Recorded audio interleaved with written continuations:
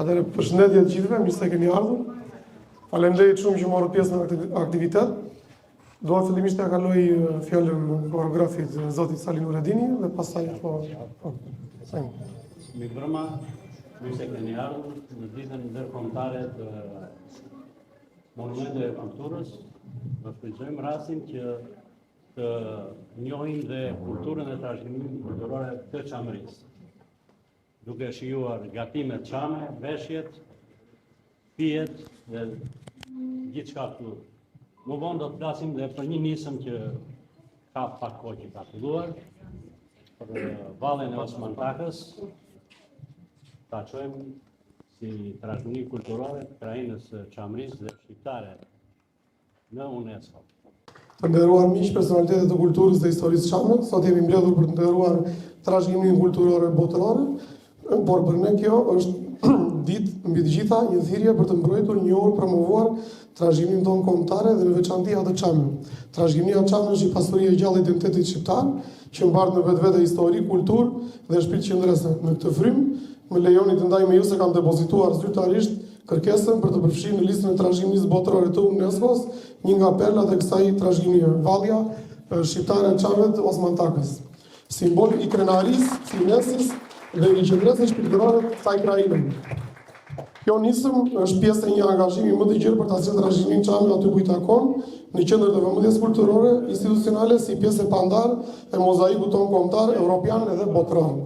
Duke qenë se jam angazhuar dhe si kandidat për deputet në zgjedhjet e 11 maj, dëshiroj të nënvizoj se zëri i trashëgimisë çame, bashkë me gjithë çështjet e identitetit, kujtesës dhe përfaqësimit dinjitos, do të jetë pjesë e pandashme e platformës sime. Nëse më jepet besimi për të qenë pjesë e Kuvendit të Shqipërisë, do të angazhohem që këto problematika të mos trajtohen si çështje periferike, por të jenë pjesë e debatit kombëtar dhe e politikave konkrete për drejtësi dhe integrim kulturor. Ju falenderoj për pranimin, për kontributin dhe për atë që ka përfaqësoni sot edhe çdo ditë. Dhe tani ja lë fjalën protagonistëve të kësaj trashëgimie, diskutimi juaj do të jetë me më shumë vlerë dhe përgjegjësi e angazhimit tim. Dua këtu të ndaj përpara jush drejtorin e drejtorisë trashëgimisë kulturore të Rajonit të Vlorës, zotin Orgës Fehimi, për një fjalë përshëndetje. Mirëmbrëma të gjithëve. Doja ta ndaja ose ta nisja këtë diskutim me një shprehje që është andi nga anët tona. Amanetin as deti nuk e mban kot e qet në vendim. Dhe ky është ai amaneti i gjyshërve dhe së gjyshëve tanë, për të quar disa nga ato vuajtjet e tyre që kanë përjetuar në ato vite dhe për të gjetur një zgjidhje që unë dua ta vlerësoj vërtet shpirtin e garës Endrit, pasi ky shpirt gare i asaj listës së hapur ku kandidon Endri, më vjen mirë që kthehet në veprime konkrete, siç është e vallja Osman Takës, për ta çuar edhe më tej duke e shpallur pasuri kulturore botërore dhe të përfshirë në UNESCO. Ne kemi disa pasuri kulturore jo materiale të përfshira në UNESCO, ashtu siç kemi zona monumente kulture apo site arkeologjike, siç është Butrinti, siç është Gjirokastra dhe të tjera, apo siç është Izopolifonia dhe shumë të tjera që janë duke u përfshirë tani.